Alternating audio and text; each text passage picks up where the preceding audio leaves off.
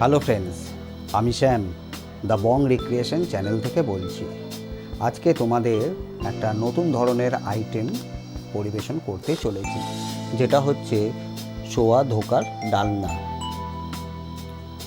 এটা বানাতে গেলে যে সমস্ত ইনগ্রেডিয়েন্টসের প্রয়োজন সেগুলো হলো মটর ডাল 100 গ্রাম, ছোলার ডাল 50 gram, soya granules 50 gram, ginger, tomato আর গ্রিন চিলি পেস্ট, ফ্রাইড জিরা, জিরা powder, garam masala powder, chilli and turmeric powder, salt, mustard oil, potatoes, sugar আর বাটার বা ঘি।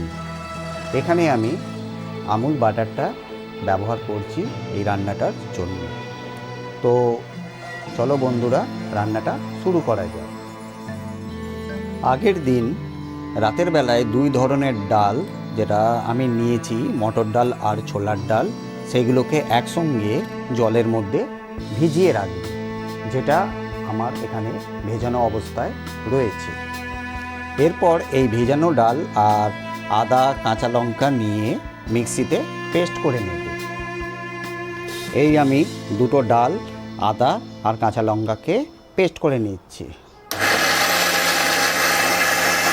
ভাজা জিরে গুঁড়ো ডালের পেস্টের সঙ্গে ভালো করে মিক্সড করে নিতে হবে। এর মধ্যে কিছু পরিমাণ কালো জিরে মিক্সড করে দিতে হবে। এছাড়া নুন, গরম মশলা,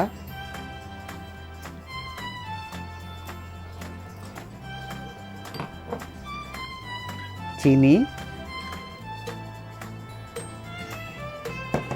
এবং হলুদ মিক্সড করে দিতে হবে। দিয়ে মিশ্রণটাকে ভালো করে আবার মেখে নিতে হবে।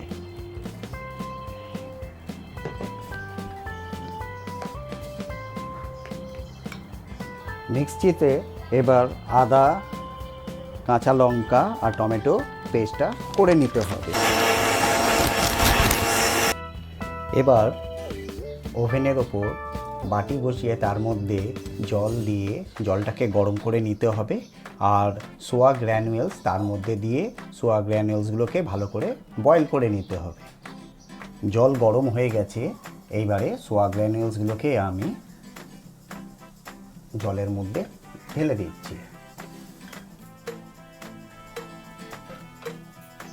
সোয়া গ্র্যানুয়েলসগুলো বয়েল করা হয়ে গেছে, এবার এইগুলোকে স্ট্রেনার দিয়ে ভালো করে ছেঁকে নিতে হবে। এবারে সোয়া গ্র্যানুয়েলসটাকে ডালের পেস্টের সঙ্গে মিক্সড করে নিতে হবে। এবার কড়াইয়ের মধ্যে সর্ষের তেল দিয়ে তেলটাকে গরম করে নিতে হবে। এবার গরম তেলের মধ্যে ডালটাকে, যেটাকে পেস্ট করে নিয়েছি, সেটাকে ঢেলে এটাকে ভালো করে শুকনো করে নিতে হবে। আমার এটা শুকানো হয়ে গেছে। এইবার থালাতে আমি তেল লাগিয়ে এইটা ওর মধ্যে ভালো করে মিশিয়ে দেবো। থালার মধ্যে তেল নিয়ে সেই তেলটা ভালো করে এইটাকে মিশিয়ে দিতে হবে এবং তার উপরে মিশ্রণটাকে ঢেলে গোল করে নিতে হবে। মিশ্রণটাকে থালার মধ্যে ঠিক এরকমভাবে গোল করে নেবে, যেরকমভাবে আমি করে রেখেছি। এবার এটা ঠান্ডা হলে তারপরে ধোকার মতন সাইজ করে কেটে নিতে হবে। ঠিক এরকমভাবে তোমাদেরকে সাইজগুলো করে নিতে হবে, যেরকমভাবে ছুরি দিয়ে আমি এগুলোকে কেটে নিয়েছি।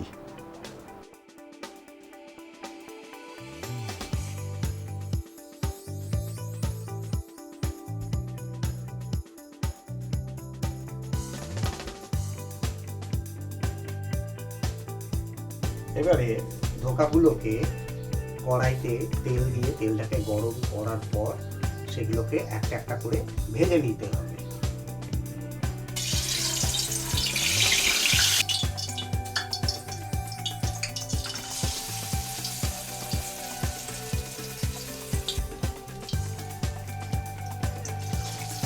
দেখো বন্ধুরা, আমি একটা একটা করে পরপর ধোকাগুলোকে গরম তেলে ছাড়ছি এবং সেগুলোকে ভেজে নিচ্ছি।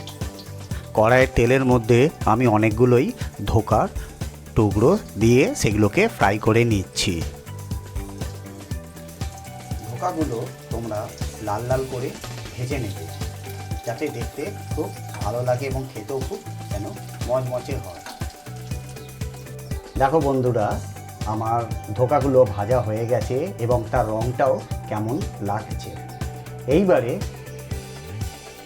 কড়াইতে তেল আবার গরম করে এর মধ্যে গোটা জিরে দিয়ে সেটাকে ভাজতে হবে এবং তার মধ্যে আলুগুলোকে লাল লাল করে ভেজে নিতে হবে।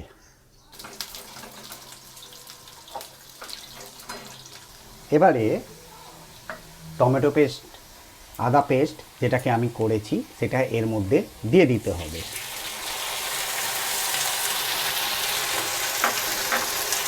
এবং এর সাথে যে মশলাগুলো আমি রেখেছি সেটা এর মধ্যে মিশিয়ে দিতে হবে এবং পরিমাণ মতো নুন এর সঙ্গে দিয়ে আলুটাকে ভালো করে কষে নিতে হবে।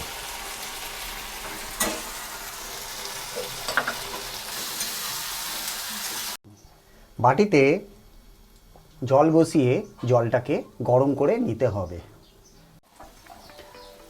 আমার আলু মশলা দিয়ে ভালো করে কষা হয়ে গেছে। এইবার এর মধ্যে যে জলটা আমি গরম করলাম সেই জলটা এর মধ্যে দিয়ে আলুগুলোকে ভালো করে সেদ্ধ করে নিতে হবে।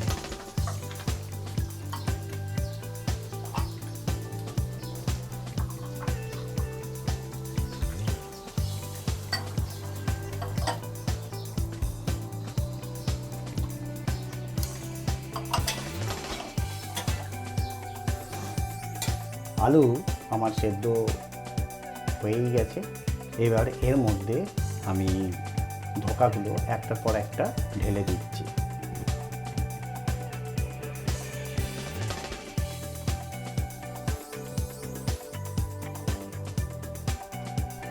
এবার এর মধ্যে গরম মশলার গুঁড়ো আর অল্প পরিমাণে চিনি মিক্সড করে দিতে হবে। আর তার সাথে বাটারও বা ঘি মিক্সড করে দিতে হবে, যাতে তরকারির স্বাদটা ভালো লাগে।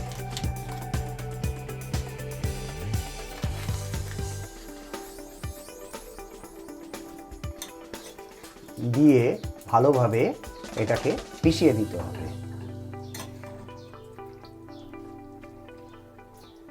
এই হলো সোয়া ধোকার ডালনা। যেহেতু এটা ভেজ আইটেম তাই এর মধ্যে আমি কোনো পেঁয়াজ রসুন মেশাইনি।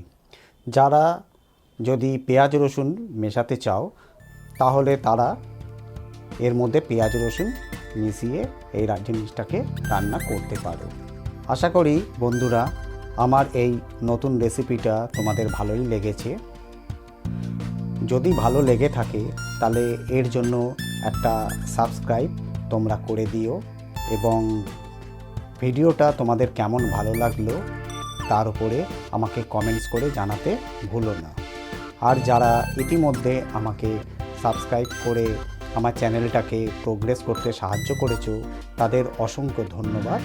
এবং এখনও পর্যন্ত যারা সাবস্ক্রাইব করোনি তারা এই চ্যানেলটাকে সাবস্ক্রাইব করে পাশের বেল আইকনের বাটনটি অন করে দিও, যাতে প্রত্যেকটা ভিডিও যখনই আমি তোমাদের কাছে উপস্থাপিত করব সেই সমস্ত ভিডিওগুলোর নোটিফিকেশান তৎক্ষণাৎ তোমরা পেয়ে যাবে।